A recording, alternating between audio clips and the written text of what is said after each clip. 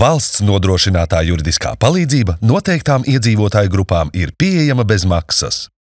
Fiziskām personām, kuras ir iesaistītas juridiskā strīdā un tām trūkst līdzekļu jurista pakalpojumu saņemšanai, tiesu administrācijā var vērsties valsts nodrošinātās juridiskās palīdzības saņemšanai.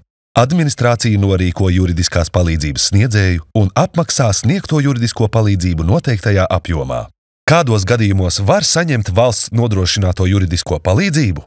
Valsts nodrošināto juridisko palīdzību var saņemt konkrētu civiltiesisku strīdu risināšanai, piemēram, ģimenes strīdos, dzīvokļu apsaimniekošanas jautājumos, zaudējumu piedziņu un citos jautājumos.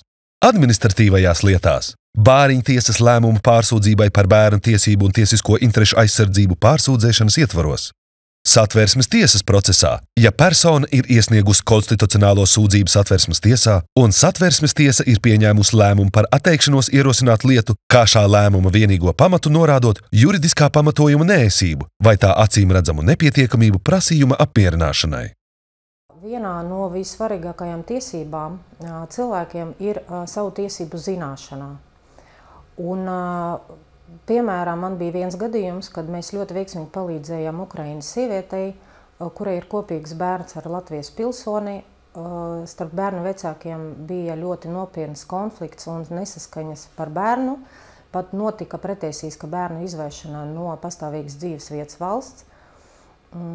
Tika ierosināta civillieta, pieņemti aizsardzības līdzekļi pret vardarbību, bet pateicoties piešķirtai palīdzībai, konflikts tika atrisināts veiksmīgi, puses noslēdza izlīgumu, ar ko civillieta tika izbeigta.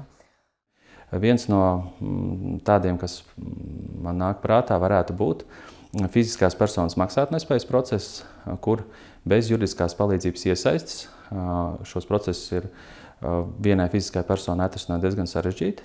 Tas prasa diezgan lielu laiku un darbu, taču rezultātā izdodas veiksmīgi atbrīvoties no saistībām, parādiem, un klients var turpināt savu normālu dzīvi. Lai saņemtu valsts nodrošināto juridisko palīdzību nepieciešams aizpildīt iesnieguma valsts nodrošinātās juridiskās palīdzības pieprasījumam veidlapu. Iesniegumam jāpievieno dokumenta kopija, kas apliecina tiesības pieprasīt juridisko palīdzību, piemēram, izziņa par trūcīgas vai maznodrošinātas personas statusu, dokumentu kopijas, kas saistītas ar strīda raksturu, lietas virzību un citi nepieciešamie dokumenti. Aizpildītu pieprasījumu veidlapu var iesniegt, izmantojot e-pakalpojumu portālā latvija.lv, elektroniski parakstot ar drošu elektronisko parakstu, to nosūtot uz e-adresi.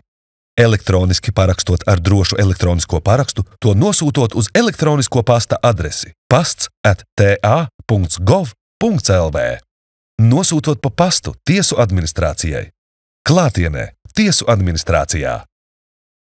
Iesniegumu izskata un lēmumu pieņem 21 dienas laikā, bet lietās, kas skar bērnu tiesības, 14 dienu laikā no dienas, kad saņemts iesniegums.